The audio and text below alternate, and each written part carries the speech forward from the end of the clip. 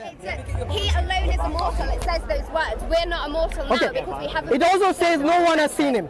No one has seen the Father but the Son. So if you read the other verses in the Bible, so once again, no one has seen the Father but the Son. So once again, is this passage talking about the Son or the Father? All the way through the Bible, passages. No, this passage. God the Father and God the No, Son. this passage in particular. 1 Timothy 6:16. Is it talking about the Son or the Father?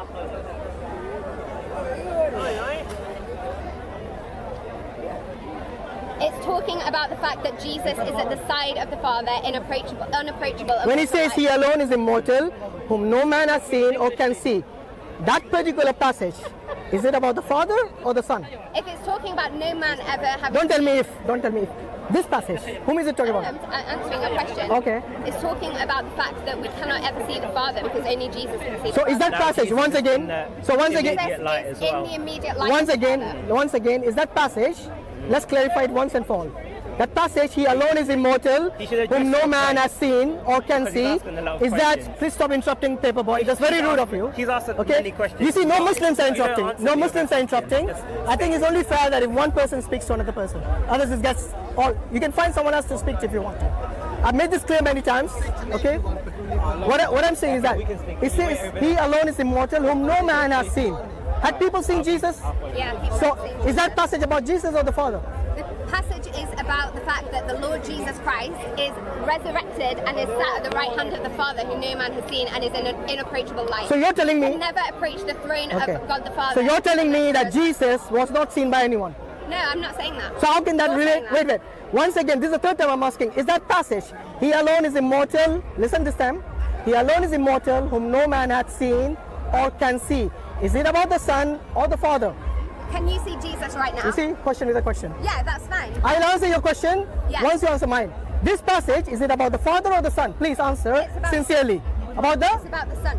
So Jesus had never been seen. I've said that already. I did answer that previously. What is that? I answered your question previously. Which is what? It was about that this passage is about God the Son. It says specifically... So Jesus never died and Jesus was never seen by anyone. No, that's not true, because I've addressed both of your points. I've addressed the fact that... You haven't? Yes, I have. How? Because it says that he's immortal, because he's already been through death, and in his, when he took on flesh, he died on the cross, he was resurrected, he has gone through mortality into immortality, and that is the promise that we have when we trust in him. Do you see the contradictions in the terms, in the phrase you made?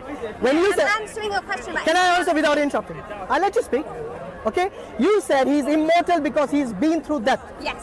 The term death means what? He died. Yeah. Okay, so anyone who dies is called mortal or immortal? So he was mortal, he died, he rose again, and he is immortal. Okay, so in other words, you're telling me that God changed his nature from becoming immortal to mortal, dying by his own creation, and then rising again from death.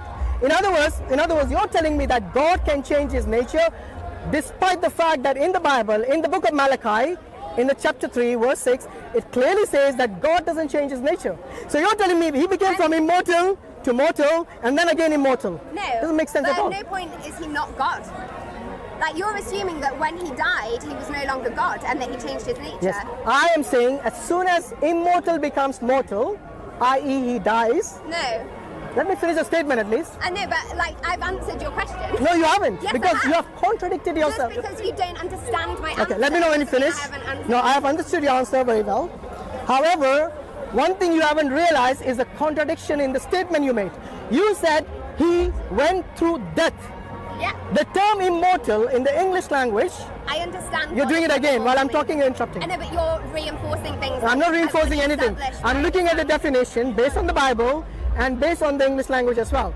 The term immortal means not subject to death, let alone for 3 days and 3 nights, not subject to death even for a microsecond, like the Father. The Father never ever died. No, he didn't. Good. And I didn't. The Son, according to you, died on the cross for 3 days and 3 nights. Yeah. Do you agree? So for 3 days and 3 nights, was he mortal or immortal? Well, he was obviously mortal. Thank you.